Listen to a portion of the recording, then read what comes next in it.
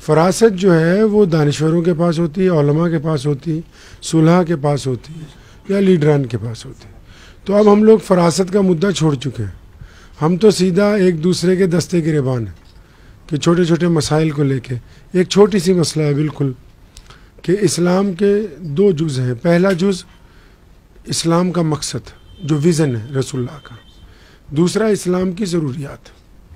اس بات کو لوگوں کو سمجھانا ہوگا کہ اسلام کا جو ویژن ہے وہ ایک اللہ کی عبادت، رسول اللہ کی اطاعت کے ساتھ دنیا کے تمام لوگوں کو برابری کا درجہ دینا ہے، کسی کو مذہب کے اعتبار پہ، رنگ کے اعتبار سے اپنے سے کمتر نہیں سمجھنا۔ یہ ہمارا ویژن ہے۔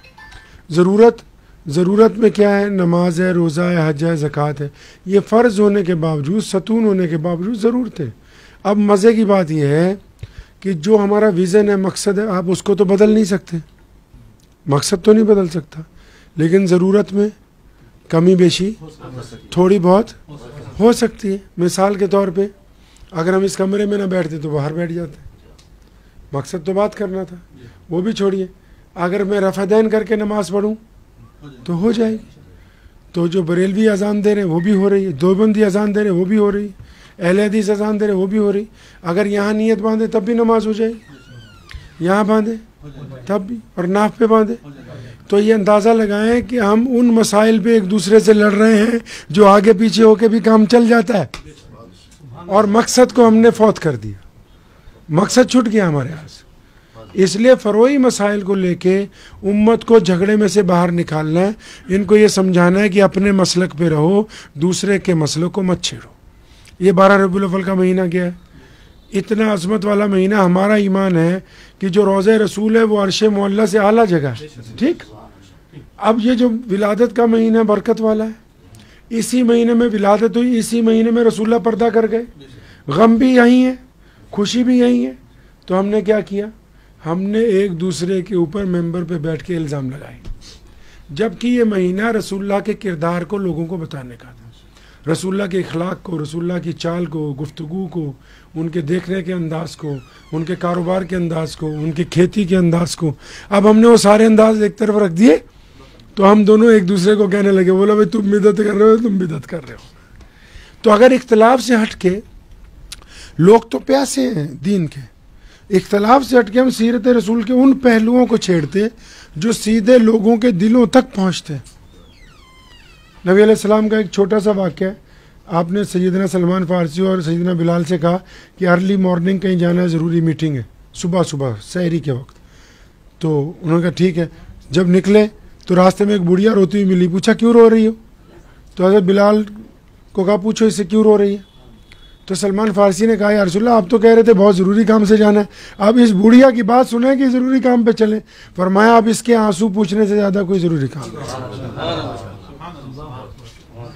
تو اکثر میرے والد صاحب شیر اسلام مولانا حبیب الرحمن لدھیانوی رحمۃ اللہ علیہ، اکثر کوئی مسلک والا یا ہم مسلمان فروعی مسائل کو لے کے جھگڑا کرتا تھا تو پوچھا کرتے تھے آپ نے اپنی پرسنالٹی سے خود اسلام کے لیے کیا کیا ہے؟ کسی روتے ہوئے کو ہنسایا؟ کیا کبھی کسی غریب کو کھانا کھلایا؟ کیا کسی بیوہ کی اس طرح تیمارداری کی کہ چھپ کے اس کے گھر میں پیسوں کا لفافہ پھینک کے آ گئے ہو؟ ہم لوگ ذہنی بیمار ہو گئے ہیں اپنے نام کے۔ ہمارے جلسے میں تو اگر نام کے ایک آدھا لقب آگے پیچھے نہ ہو تو فساد ہو جاتا ہے کہ ارے فلاں ممبر صاحب کا، صدر صاحب کا نام نہیں۔ یہ میرے عزیز بیٹھے ہیں، کیا نام آپ کا؟ ہاں حافظ وسیم بھائی، انہوں نے ہمیں یہ بہت دفعہ کہا کہ احرار کو یہاں بھی بنائیے۔ ہمارا عقیدہ یہ ہے کہ اسلام مقدم ہے، جماعت مؤخر ہے۔ ہمیں بھی پتہ ہے کہ اپنی جماعت کو جگہ جگہ بنانا ہے، لیکن ہمارا عقیدہ شروع سے مجلس احرار کا یہ ہے کہ اسلام مقدم ہے، جماعت مؤخر ہے۔ اور ہم سب لوگ کس غلطی پہ آ گئے؟ جتنی دینی تنظیمیں ہیں وہ کہتی ہیں جماعت مقدم ہے، اسلام کی بات بعد میں کریں گے، پہلے ہمارے ٹائٹل کی بات کرو۔ ٹائٹل ایک ہی ہے جس سے کفر ہمیں جانتا ہے۔ پوری دنیا کا دشمن آپ کو صرف محمدی ہونے کے ناطے جانتا ہے کہ یہ رسول اللہ کی امت میں سے، ان کو نہیں پتا کہ آپ بریلوی، دیوبندی، انصاری، پٹھان، قریشی ہیں، ان کو نہیں پتا، وہ اتنے لمبے چوڑے پنگے میں نہیں پڑتے۔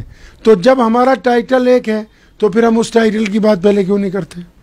تو رسول اللہ صلی اللہ علیہ وسلم کا جو ویژن ہے جس کی وجہ سے ہم بھی مسلمان ہوئے، میں تو بڑے فخر سے کہتا ہوں کہ ہمارے آبا و اجداد تو کوئی مسلمان نہیں تھے نا، ہم تک بھی تو دین پہنچا نا. کیوں؟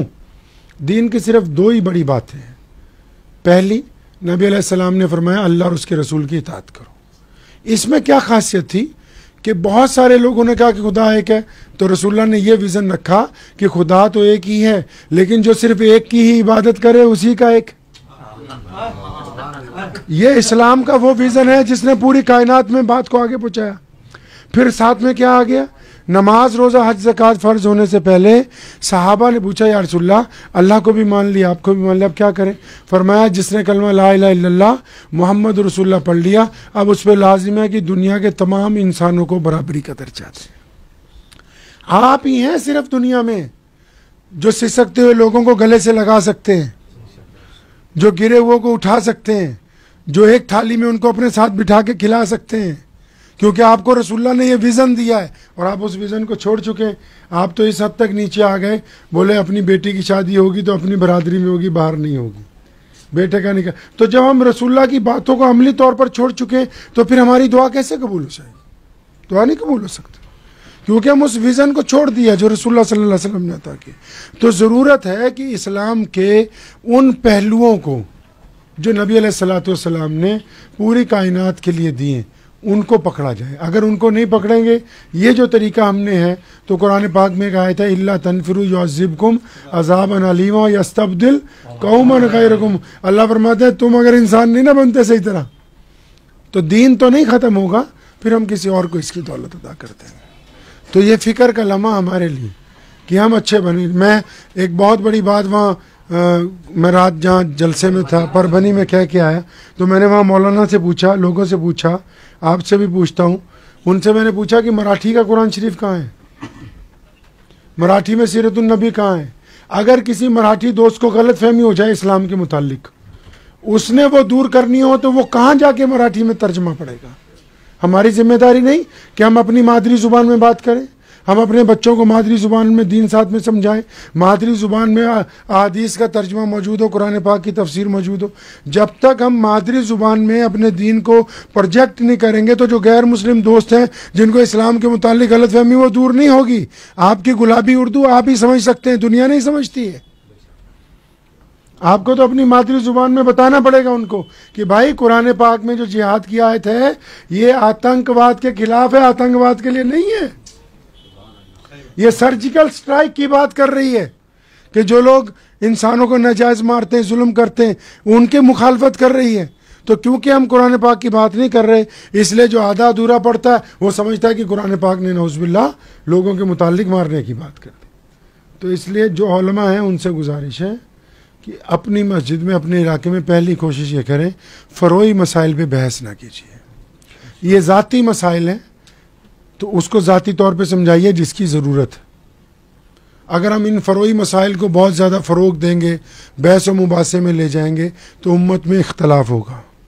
اگر امت میں اختلاف ہوگا تو آپ کے دو بھائیوں کے تعلقات ٹوٹ جائیں گے، آپ کی جماعت کی نماز میں کمی آئے گی، آپ کے محلے کے اندر کمی آ جائے گی. محلے میں کمی آئے گی تو اقتدار کے لیے جو آپ کو ایک جگہ اپنی ووٹ چاہیے اس میں بھی کمی آ جائے گی. اس کا مطلب آپ کا جو اختلاف ہے وہ ذاتیات سے شروع ہو کے مسجد تک، مسجد سے شروع ہو کر ایوان تک جاتا ہے جہاں آپ کی نمائندگی ختم ہو جائے گی. تو اس لیے مسلک کے مسائل کو، مسلک کو اپنے سے محبوب رکھیے، اپنے امام کی مانیے، لیکن اس کو مسلمانوں کے درمیان تفرقے کے لیے کبھی بھی استعمال نہ کیجیے. دعا کیجیے اللہ اس پہ عمل کی توفیق عطا فرمائے.